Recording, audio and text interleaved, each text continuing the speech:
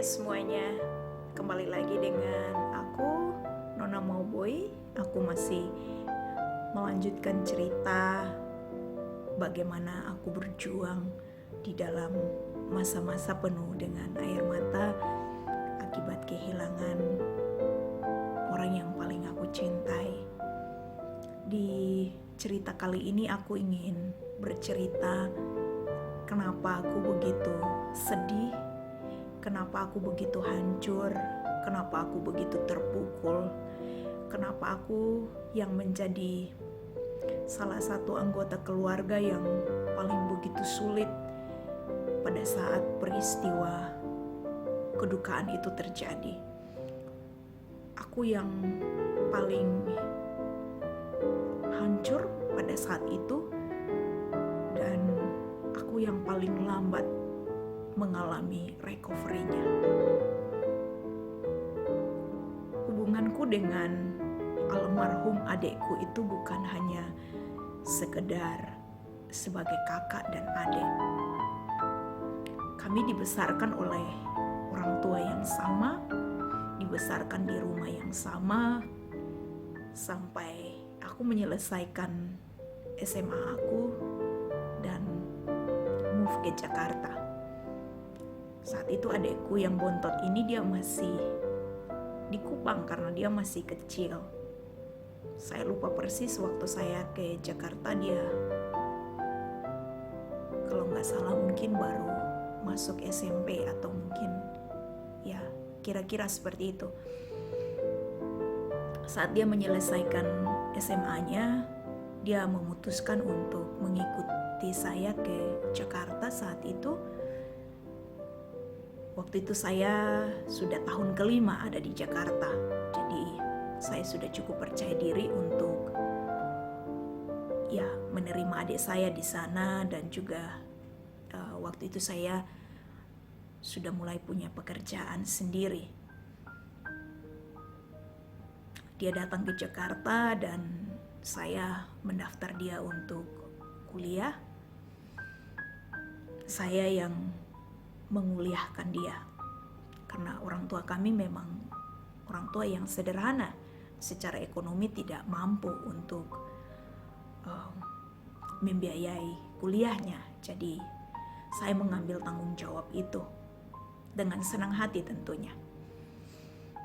Waktu dia datang ke Jakarta, saya sangat bahagia meski saya sadar bahwa saya punya tanggung jawab yang besar karena harus mengumpulkan uang yang cukup dan menyekolahkan adik saya. Tapi saya sangat benar-benar senang pada saat itu karena saya punya keluarga di tanah rantau, dan bukan sekedar keluarga tapi saudara kandung. Tahun-tahun pertama kami berjuang dan saya sempat mengambil 2 pekerjaan saat itu supaya bisa mencukupkan tuntutan ekonomi kami yang sangat besar. Saat itu saya masuk ke S2 dan adik saya di S1. Jadi saya harus mengumpulkan banyak uang untuk bisa membiayai studi kami berdua, makan minum, dan juga untuk biaya sehari-hari lainnya. Kehidupan yang saya alami saat itu memang tidak mudah. Saya harus menjadi tulang punggung yang sangat kuat.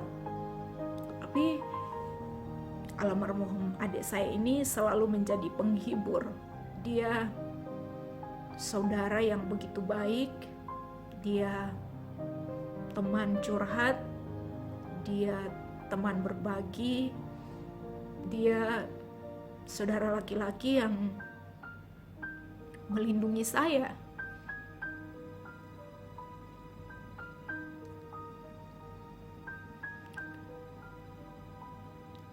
Waktu saya berhasil menguliahkannya sampai menyelesaikan sarjananya, betapa saya begitu bangga, betapa saya begitu senang, betapa saya merasa bahwa saat ini ada orang yang tepat yang begitu dekat dengan hati saya, yang akan menjadi teman seperjuangan untuk merealisasikan mimpi-mimpi saya pada saat itu, dan juga yang akan datang untuk membangun daerah saya sendiri. Selama masa bersama di Jakarta, saya banyak bercerita kepada dia tentang harapan saya ke depan. Saya banyak bercerita tentang mimpi-mimpi saya. Saya bahkan banyak menitipkan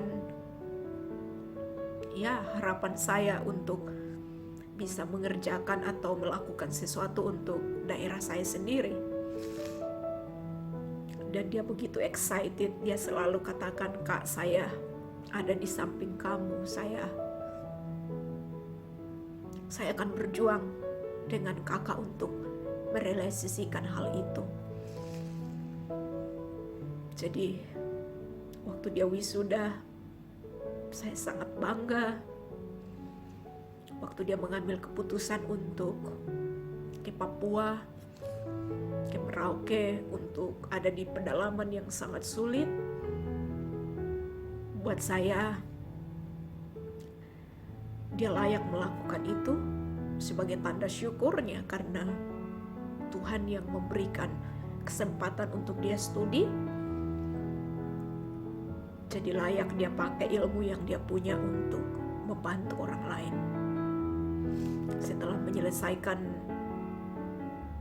waktu di Merauke, melakukan pelayanan terhadap anak-anak di pedalaman, mengajar mereka membaca dan menulis, membantu orang-orang tua untuk juga bisa membaca dan menulis di pedalaman di Merauke. Dia berpindah ke Tinombo, Sulawesi, untuk melakukan hal yang sama bagi orang-orang di suku Lauje. Waktu dia melakukan hal itu lagi di suku Lauje, saya pribadi merasa bahwa ini hal yang baik, karena dia mengasah hatinya, mengasah nuraninya, mengasah skillnya, mempersiapkan dirinya untuk nanti menjadi teman seperjuangan. Karena saya rindu untuk melakukan sesuatu buat daerah saya, Kupang, NTT, dalam bidang pendidikan. Jadi buat saya seperti dia sedang di training. Setelah dia menyelesaikan masa di Tinombo,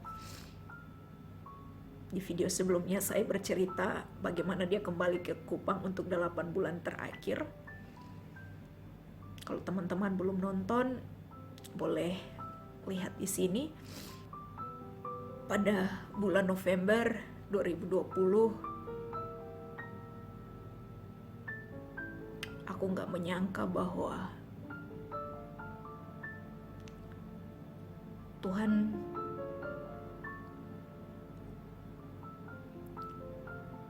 mengambil dia.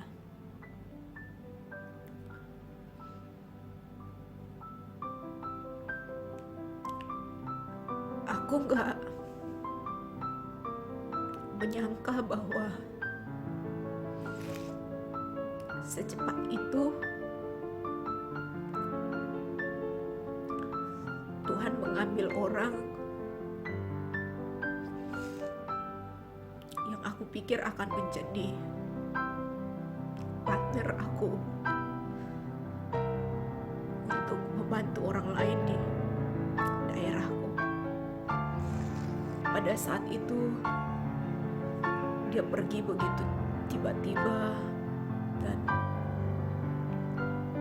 buat aku itu terlalu cepat. Aku shock. Aku sampai hari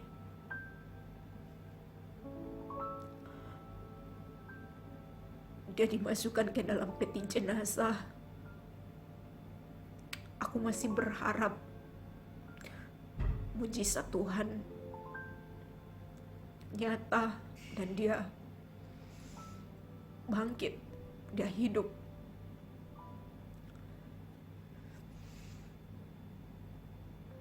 Tapi itu tidak terjadi. Aku marah sama Tuhan. Aku protes sama Tuhan. Aku stres. Dan aku benar-benar berduka.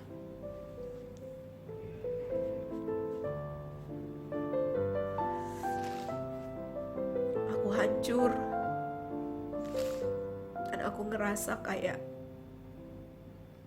aku gak bisa melanjutkan kehidupanku lagi. Saat itu yang ada dalam pikiranku adalah Tuhan terlalu jahat. Tuhan mengambil satu-satunya harapanku, teman terbaik aku,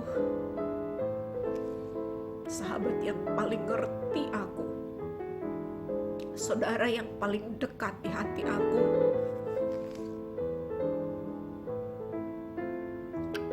orang yang paling ngerti aku.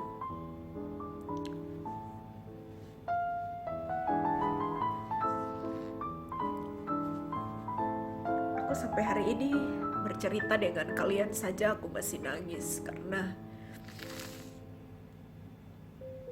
aku ngerasa terlalu cepat Tuhan ngambil dia. Aku sangat berduka. Aku sangat hancur. Dan aku butuh waktu yang lama untuk bahkan bisa bernafas dengan lega. Aku butuh waktu yang sangat lama.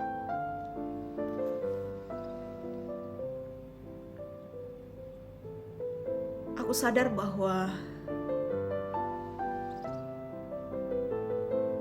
kalau nggak mau berduka, nggak boleh mencintai.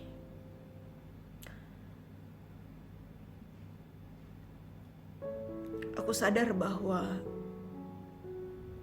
kedekatan, cinta yang mengikat, hubungan emosional yang begitu dekat antara aku dan almarhum adekku menjadi alasan yang begitu kuat kenapa aku begitu terpuruk, hancur, dan sangat berduka.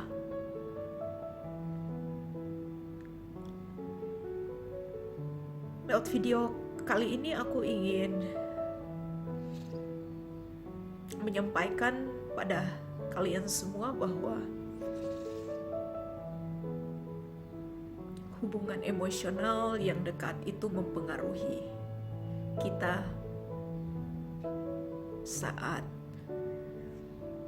orang yang kita cintai itu pergi. Tapi bukan berarti kita nggak boleh mengikat hubungan emosional yang kuat dengan seseorang. Bukan itu poin aku.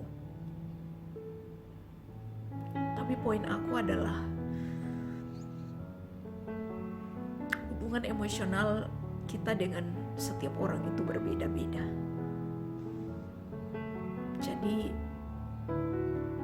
dalamnya duka, sakitnya kehilangan ketika kehilangan orang yang kita cintai, meski sama kita rasakan, meski mungkin kita pernah alami hal yang sama, tapi dalamnya duka itu berbeda-beda.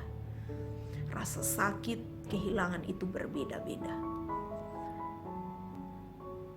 Jadi kita gak boleh dengan gampang ngomong sama orang bahwa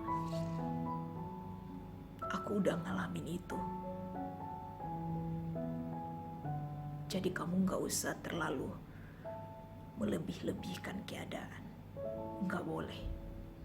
Karena kita gak pernah tahu gimana dalamnya hubungan emosional orang tersebut dengan orang yang baru saja pergi tinggalin dia. Kita gak pernah tahu bagaimana dalamnya cinta orang tersebut dengan orang yang baru saja dia kehilangan. Jadi kita hanya perlu care dan gak boleh menyamakan situasi orang lain dengan apa yang pernah kita alami. Kita gak boleh menyamakan itu.